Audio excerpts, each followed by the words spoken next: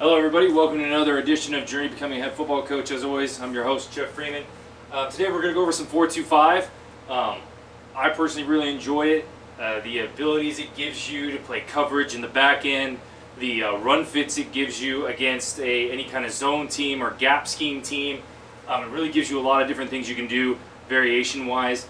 So I want to kind of go over that a little bit as far as kind of my thoughts on how you can really build it, some of the basic premises, and how I've built a 4-2-5 defense in the past, and the things that I like that really help again against that zone look.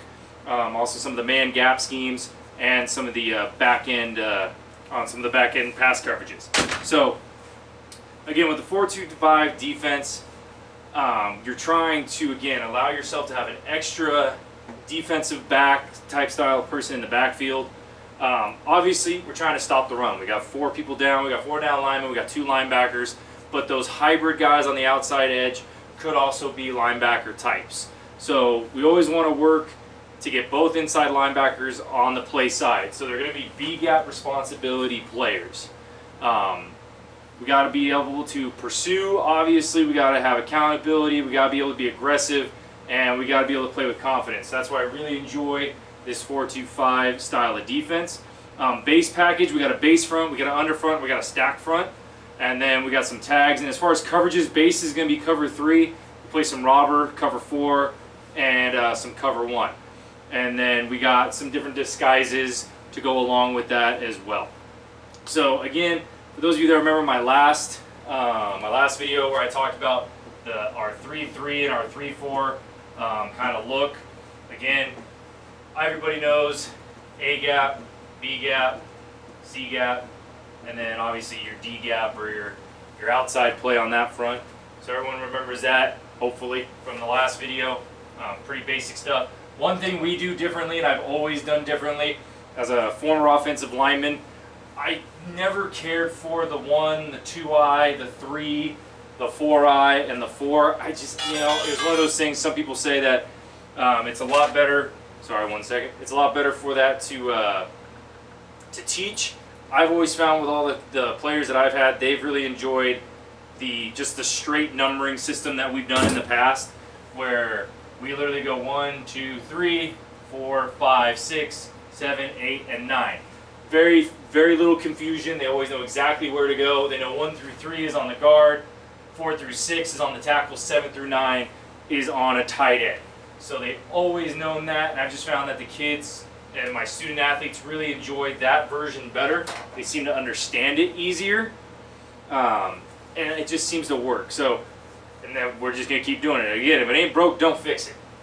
So that's how we call our numbering system, and I went over that out of our 3-4 look and our 3-3-5 look a few weeks ago. We use that numbering system in both those. This one, there's not really a numbering system out of this defense. It's more of like in and out calls or head, to be brutally honest. There's really only 3 calls I would use to play games with my interior guys. And it's in, out, or head up. And then obviously we have some over, we have some under, and we have some different things we can do like that. Obviously, I'm pretty sure most people have gotten to this at this point. Our defense never really truly huddles. I don't think I've seen a defense huddle up that much anymore. We're pretty much on the line, which helps against with some of those tempo teams. Now, don't get me wrong, sometimes we'll flip our ends, and to be honest with you, that's kind of the biggest key as to why I haven't run this defense in a long time, is I don't have 2 true defensive ends anymore, and I haven't had enough hybrid linebackers anymore, or we have too many linebackers, so we've been running 4 linebacker and 5 linebacker fronts. If you're running low on linebackers, but you got a lot of defensive linemen, this is a good move to do, especially if you got enough defensive backs and you got some hybrid players you can play with. If you don't have defensive ends, this kind of negates that system a little bit, unless you got a linebacker that you can move up as a hybrid and then play games that way. But we've always kind of taken a look at, we really don't have 2 true defensive ends that can line up, first down, second down, third down, and play. Like, we don't have those types of guys. We don't have long, lanky guys that, 5'10", 5'11", 6 foot, all that stuff. We don't have those guys. And especially we don't have the speed and athleticism coming off the edge. We have more, unfortunately, where I've been and where I'm at now, we have more kind of short, stockier guys that are, your 5'9s and shorter, but they're big and they're stocky and they can handle, double teams and things like that. So we move more to an odd man front out of that game. So that's why we kind of made that switch. But in any case, I don't think anybody huddles anymore. I haven't seen it in a long time. Pretty much it might be a muddle huddle where your line maybe together in some form like this, where they're close so they can do a quick flip if they wanted to. Or what we went to is we always had our nose here. Our nose was always overhead up the center, our tackle was here, and then our two ends were right here. So as soon as they saw a strength call, one could move, the other could move, and then we could just slide. We kind of ended up lining up in a straight line. And then our linebackers would do kind of a similar outlook, where they would line up kind of either onto the sides so they could easily flip. Especially since our inside linebackers, we only had two of them. Our hybrid players, we played field and boundary. So if this was the hash, we had our field hybrid over there, and then our bandit or our boundary guy would be back here. So we always kind of played games with our hybrid guys based on athleticism. We had the more athletic DB linebacker type playing to the field, and we always had the guy that was more of like a run stopper, not very good in the coverage area, playing the backside, almost like another true linebacker type for us. So don't really do too much of the huddle anymore. So our base front out of this was essentially, that was our inside six. So we had two guys on opposite sides of the center, basically in double ones. Sometimes we would line them up on the shoulders of the center, depending on how these guys lined up. If they spread out, if they were trying to get wide stances, we put both these guys on either side of the center. Because no matter which way he went, we had a sharp gap to get through. And again, this really helped with that inside zone game. And then not only that, if you're trying to run any kind of trap or any kind of counter with the guards, as soon as he down blocked, we had leverage and we had an area to gain. Same thing on a double team. If they were going to double team one of these guys, then it was a one-on-one battle. A one-on-one battle all the way through. So we liked this front against these three, because basically you had these four against these three.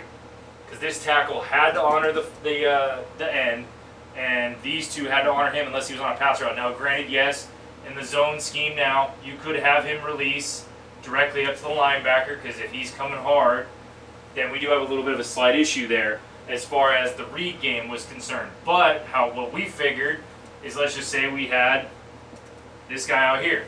He was responsible for he was responsible for the dive, he was responsible for the quarterback. So he would always go to the running back, so then if the quarterback did pull and bail, we had our hybrid player coming directly to meet him. And then hopefully everyone else was scraping and doing their correct running lanes and coming back through. So that was our account for the pull read out of this. And again, just like everything, you draw it up, it looks great. Sometimes it worked. Sometimes, we had a misread, or this guy thought he could get to the quarterback and they would just get underneath and go. But in any case, when you're trying to teach a zone, again, you end up with one-on-one battles. You don't really get full double teams. When you got two guys in here, you can't get full double teams. You're only full double team. You're going to get a full double team here if you're running an inside zone, and you're only going to get one full double team here. So, maybe. And then even then, you got to account for my B-gap players. So, and we would play games with these guys. It kind of depended on, we kind of had them in a 4x2. So they were 4 yards back, 2 yards out. These guys, their heels depth was right around that 5, no deeper than 5 on this. Our Mike played at 5, our Will played at 4, because he was basically, if we were going to blitz anybody, we were going to blitz the Will backer more than anyone. Our Mike, he was our more athletic. He was the guy scraping sideline to sideline on any given point. Our Will was more of our run stop and our blitz guy. And again, this is where I'm saying this would be like our base call. If we wanted him head up, we could move him head up. If we wanted him out, then we could do a double 3 look if they're trying to hit us hard with outside zone, and we wanted to force them back inside, we could play games like that. So we would do things like that so that way these guards in this center would really not know where they're going. Because again, if he were to release and he's coming up, again, now we got a 2-on-1 scenario with this lineman. And if these two are going to try and double team the nose, and he's off to the mic, now we have a Will and a defensive lineman free to fill the gaps.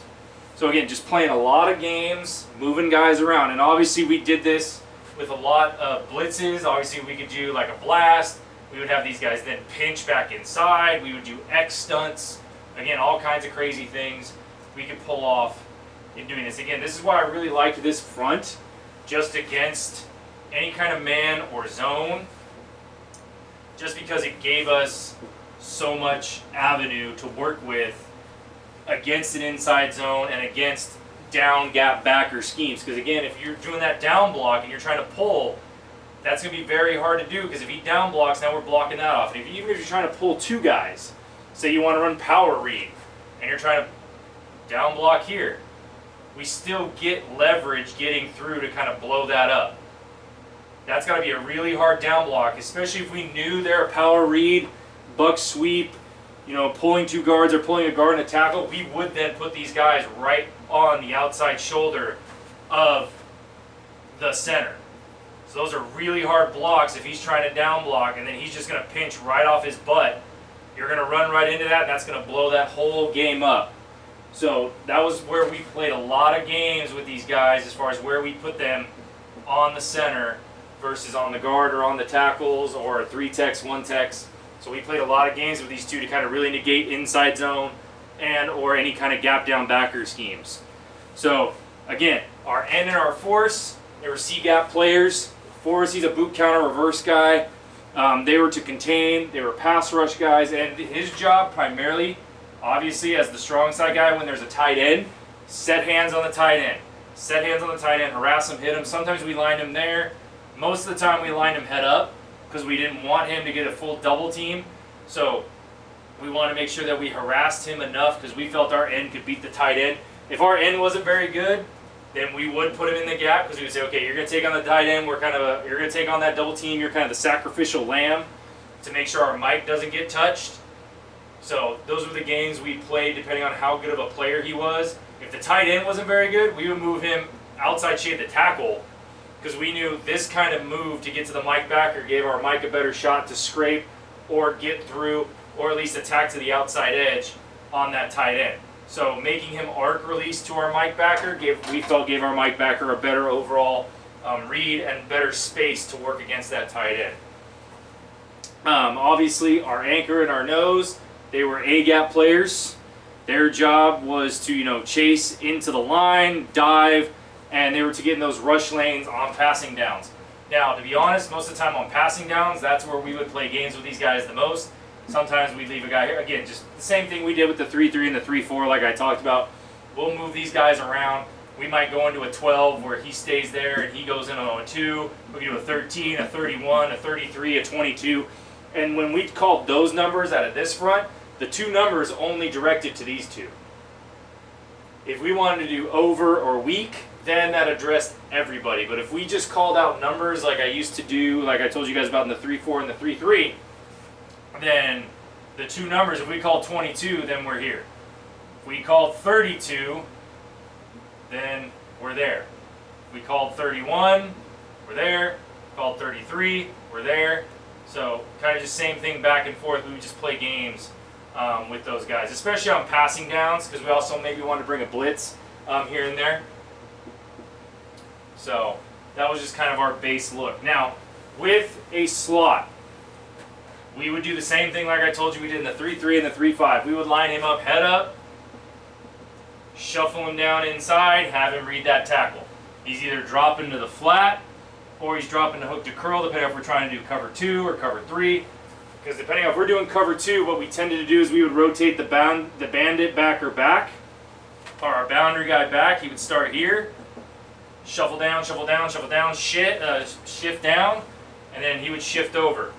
So that's how we would do our kind of cover 2 base out of that, and we would disguise it as cover 3. We always started in a single high safety look, and then we would rotate out into either a cover 2 or we did play some cover 4 out of this here and there, but when we did cover 4 primarily, we just got right into it because of the passing threat that the other team kind of showed us. So again, we would shift all the time into that, and so that's how we would disguise things. And we would do it the opposite way too. We would have them line up in cover 2 and then rotate down that really helped us disguising when we were trying to bring any kind of blitzes or anything like that.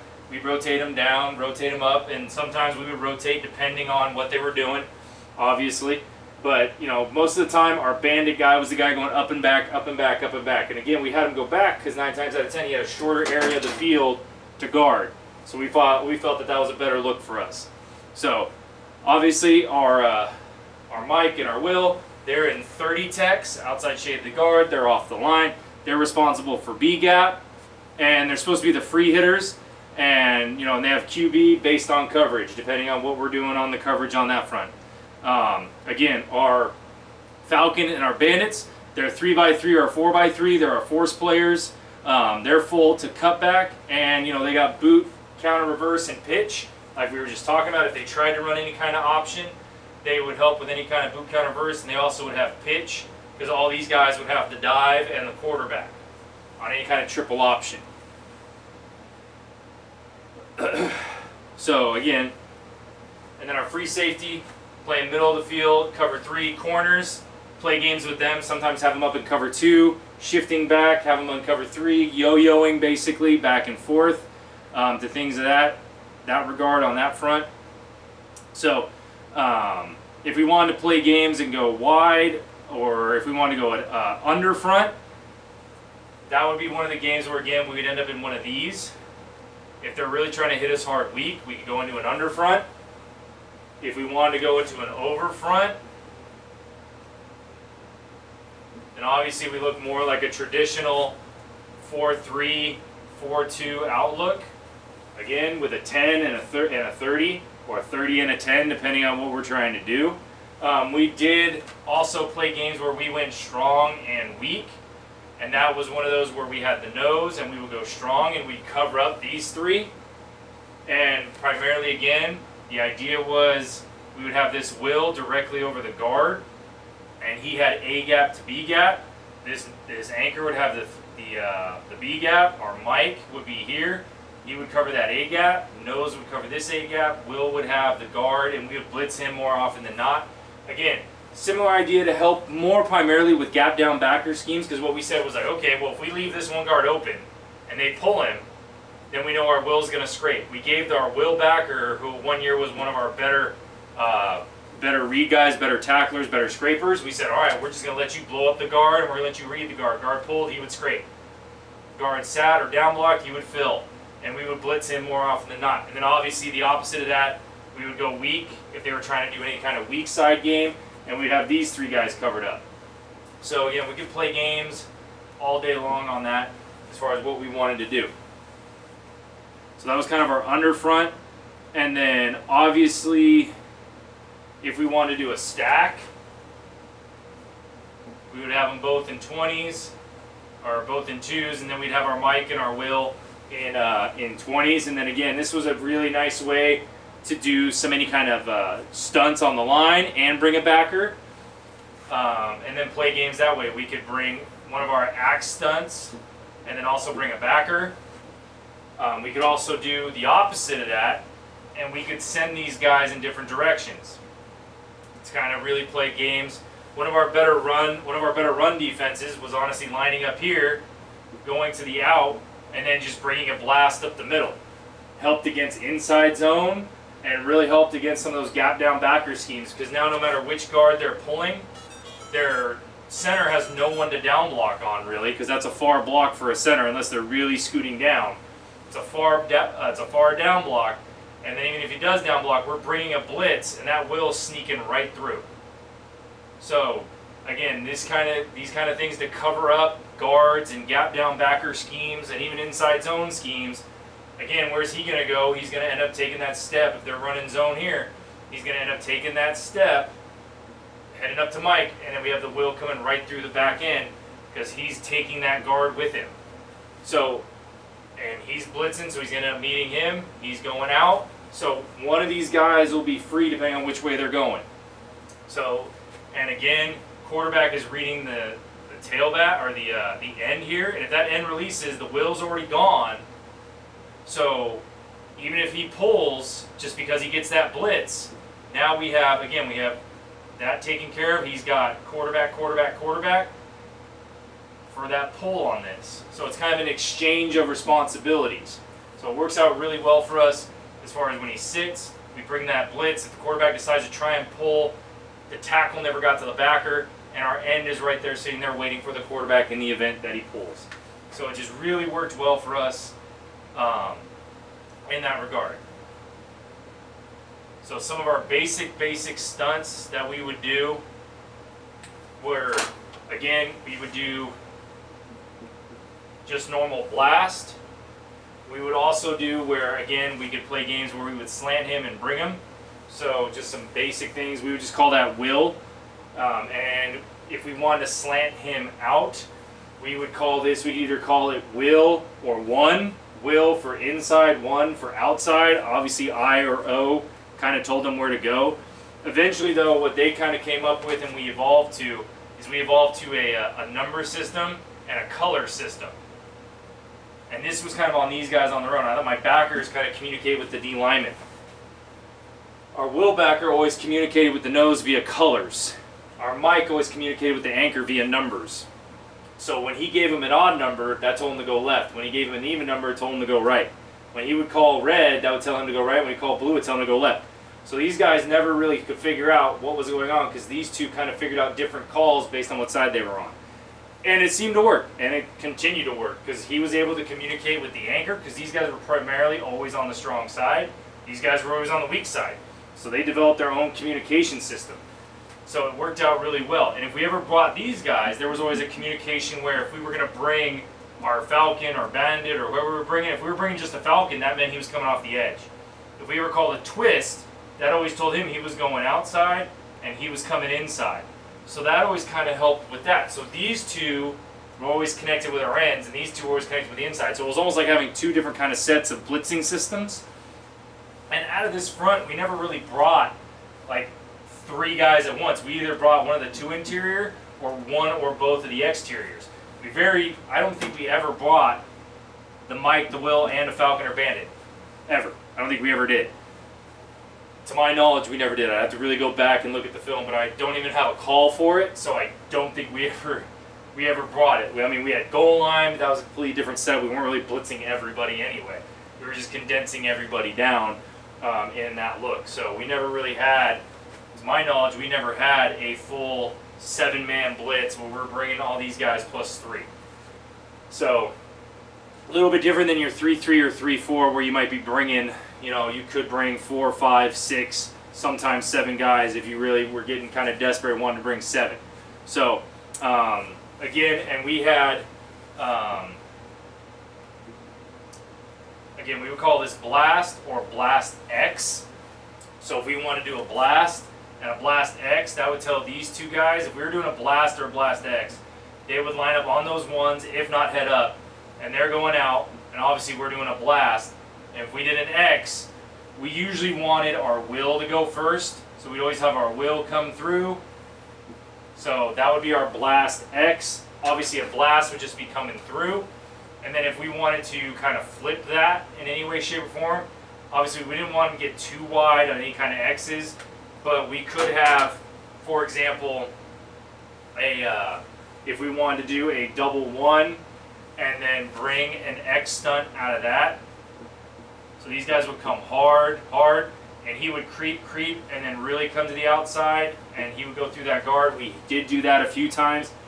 Not as popular. This was more of a pass rush kind of idea for us, and we would actually sometimes drop him into a kind of a QB spy look on that. So that way we would always have some kind of help on the backside if the quarterback could get out. So that was kind of our look. Whenever we did the in blast X, we'd always have a spy by our force defensive lineman, because the job of the Mike was to get outside, because the idea was we put so much pressure on the front side, the QB would try to bail out, and then he would spy the QB. And then obviously in that kind of front, when you're bringing 5 to 6, it's pretty much man coverage.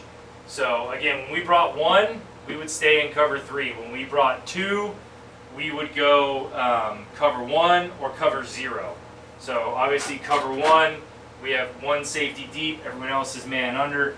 We did play some games where we try to do 2, where we try to play some 21, where we would have our free safety over the field, we have our Falcon or Bandit down here, and everyone else is manned up. Now, of course, that means our mic would be on a tight end, or depending on what was happening or what they were doing, if they were in spread, obviously we would drop down to cover 1. But if they were in a tight end look, or if they didn't move the tight end, we would play some 2 deep safety looks just to try to give us some extra help, especially if this wide receiver was one of their better receivers, so we could get over the top and give them some help. So, and again, same thing on our base, our fronts on this. So the one thing, we kind of evolved from this into the odd front. So one thing for us was those stunts we had originally were designed for this group. So what I mean by that is, if he was our force guy, if we ran text and exit meant that all 4 of these guys were stunting. And what that meant for us is text was tackles first, and this is kind of how it evolved from our out of our 4-man front to our 3-man front. Text meant tackles went first, exit meant ends went first, and they always went at the same time. And if we did this one was more of our run stopper, exit was more of our pass rush maneuver, and then we had pick and axe. So obviously pick, nose went first, and then we would loop axe, the anchor went first. So you can kind of see then how we evolved, for those of you that watched the 3-4 and the 3-5 video, how we kind of evolved to where tackle went first, nose went first, how we went from pick and axe to text and exit. Exit kind of disappeared, pretty much just had pick and axe or text, depending on what we were trying to do with the nose. So again, and then we would play cover 2, cover 3 primarily was our front, and we played some man on the back end. Again, it was a really good defense when we had the backers and when we had the defensive ends. We've had to evolve to more of an odd man front because of the lack of defensive ends. So I hope you enjoy this video of kind of the base 4-2-5 defense, how I try to game plan to try and beat inside zone and gap down backer schemes, really putting those defensive tackles in the one tech and really playing games with our backers. I hope you enjoyed it. Again, thank you so very much. We'll see if California gets to have some football games. Again, I'll probably give another current status next Tuesday. We're not close to ending the season yet. We're having discussions. I know a lot of schools are having discussions on whether or not they want to end the season early or not. We'll see what happens on that front. So again, be great, push limits, hold the line. Thank you so very much.